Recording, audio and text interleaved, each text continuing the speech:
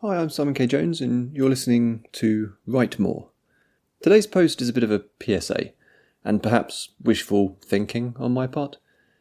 The TLDR is, it's really frustrating when strangers send me a direct message asking for me to subscribe to them in exchange for them subscribing to me. I'm sure you're not one of those people, but we've all met them, right? Okay, so here's the long version. The newer online platforms for discourse and publishing have been having a bit of a moment. I saw an unprecedented spike in traffic to my publication in October and November, primarily to my What is Substack post. Without any hard data, my hunch is that this was driven by the US election and a general realignment of where people want to hang out online. A lot of people were searching for What is Substack and landing on my little video tutorial. It correlates so closely to the US election if I look at the chart, I can't think of what else might have caused it. People were curious about alternative and newer spaces. You've probably seen in the news that Blue Sky has also enjoyed a mammoth growth spur over the last couple of months.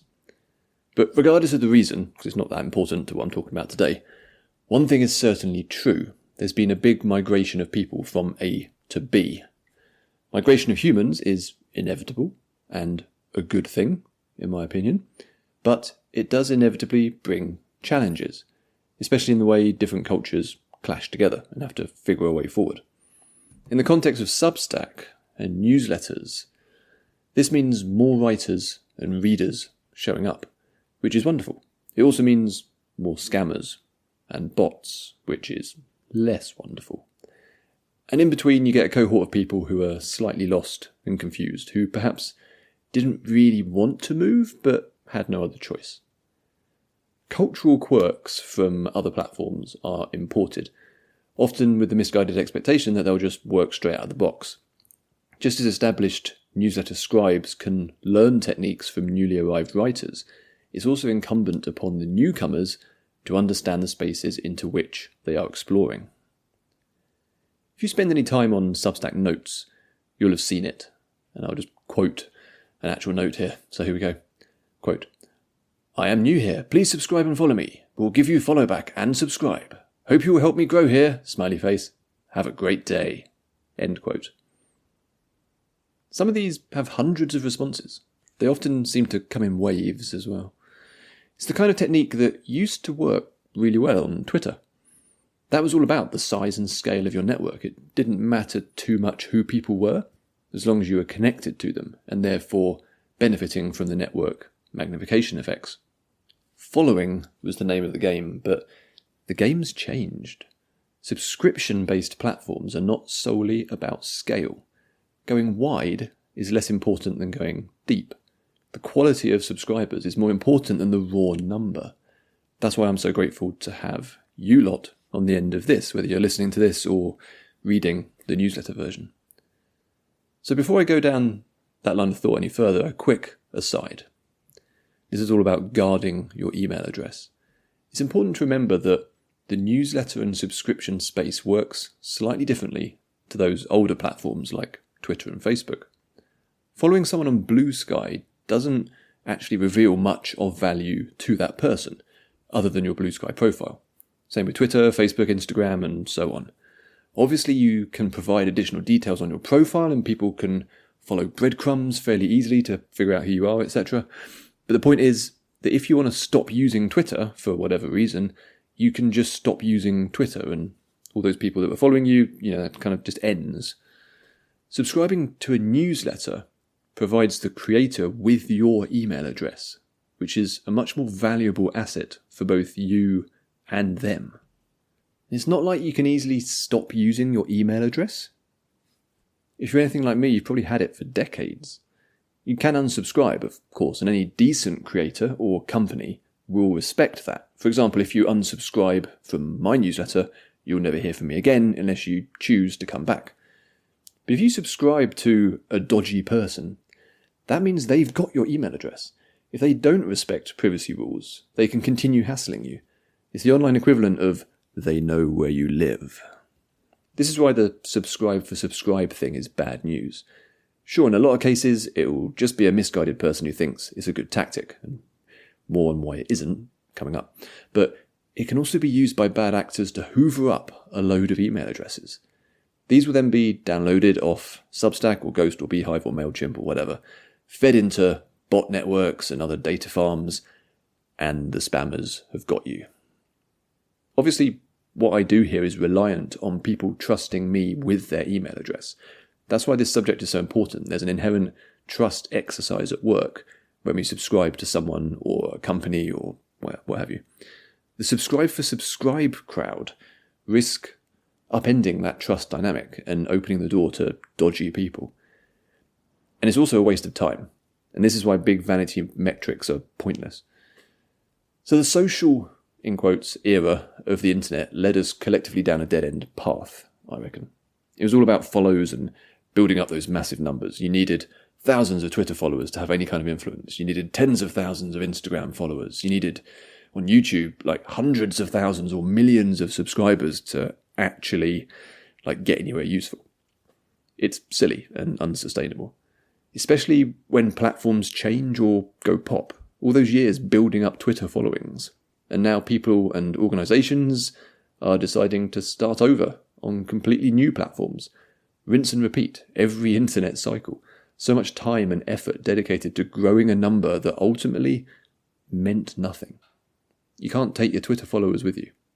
Somewhere along the way, the focus became about the number itself, rather than why it was useful to have followers in the first place. With the slow then fast implosion of many of these online spaces, it's become abruptly apparent how meaningless these metrics really were. If you're still using Instagram, is anyone even seeing your stuff? Jameela Jamil wrote about this exact thing when she popped up on Substack recently. I'll put a link down to that in the show notes. If someone with her reach was feeling entirely unseen, then what hope for the rest of us? The solution to these issues is not to move to a copycat service and start all over again, chasing the big follow accounts. It doesn't matter where you're getting your drugs from, the point is that you're still hooked. To be fair, there have been periods where large followings have manifested in useful ways, furthering an activist movement, promoting a new and unusual product, building a career, showcasing your work. A lot of that wouldn't have happened over the last decade without the scale afforded by the big social platforms, but it's been diminishing returns for a while now.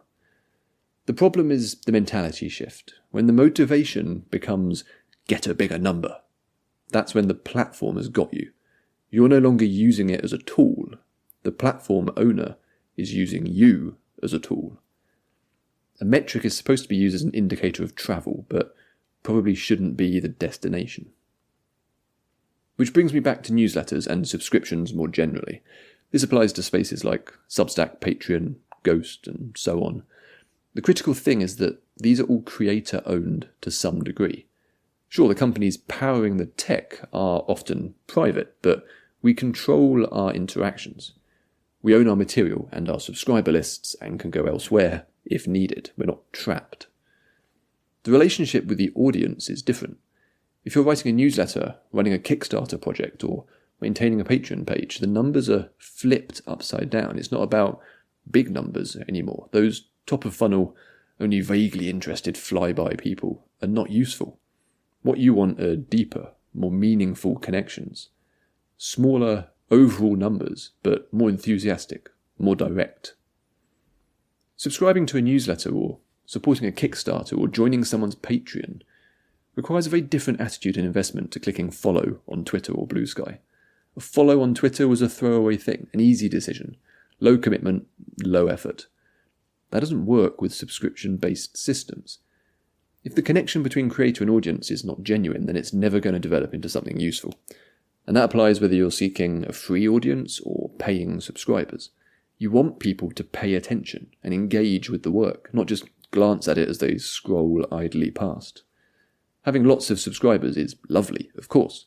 More the merrier. Scale is not nothing. But the quality of subscribers has to come first, and then creators are dealing in a much more predictable economy, which can be built upon.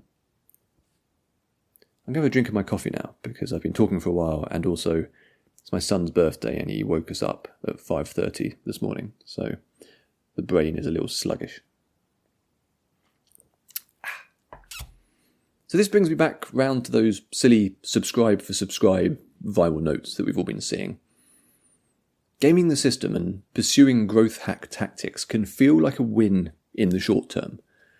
Look at those follow and subscriber numbers going up. Ding, ding, ding. It means nothing. If someone subscribes to you for no other reason than you subscribed to them, it means they're not interested in you or your work. They're only interested in their own growth. Quid pro quo doesn't get you far here. Those people will never read your stuff. Most of them will hit unsubscribe as soon as you actually send anything out. Even worse, they might consign your work to the spam filter, training email clients to consider your material of lesser value. Another way to think about it is in terms of gifts. A birthday or Christmas gift lacks meaning if you're only giving it because the person had already given you a present. It shouldn't be a reciprocal thing. A gift is something you choose to give because that person's important to you. Whether they give you a gift in return or not should be irrelevant. A subscription is the same. It's a way of saying to a writer or a musician or an illustrator or a filmmaker, I like specifically what you are doing as a human. Keep doing it. Okay, so what about better ways to grow? I clearly am not a fan of just trying to solicit subscriptions in this way. And so spoilers, growing an audience in a meaningful way tends to be a long-term thing. It's going to take a very long time. It requires patience, and it will be slower than you think. This is my experience anyway. But yeah, so some very basic starter tips then. 1, don't message people asking for follows or subscribes. It is ultimate cringe.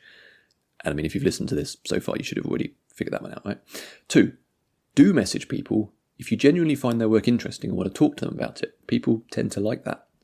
3, don't try bait and switch tactics. Waste of everyone's time, including yours. 4, do be upfront and honest about what you're offering. You want people who are properly interested in your work. Be proud of the work. 5, if you're very niche, lean into that. Don't try to disguise it. 6, take part in conversations when you have something to contribute. 7, you don't always have to have an opinion. If you don't have anything new to contribute, it's probably best to stay quiet. That's a good tip for general life, not just online stuff. 8, don't shoehorn in a link to your work every time you join a conversation. People will recoil. 9, be generous with your knowledge and expertise. 10, seek collaborations with others in your field. 11, be consistent in your publishing schedule. 12, aim for the highest possible quality at all times. And just note that what that actually means will depend on the specifics of what you're doing. It doesn't mean you have to be like the most professional, fancy, like BBC quality stuff out there. 13, get to know a community before diving in. If you've just come from Twitter, don't assume that other spaces are like Twitter, for example. And lastly, 14, aim to be an interesting and pleasant person. Seriously, it works. If you want more detail about newsletters specifically, I've written 2 posts about growing a newsletter in a healthy, legitimate way recently. I'll stick links to those in the show notes. Or you can find tons more of this kind of stuff over on the newsletter at simonkjones.substack.com. Okay, that's the end of the PSA. I hope it didn't come across as a rant. Thanks for listening, and I'll see you all later on in the week for the next chapter of Tales from the Triverse.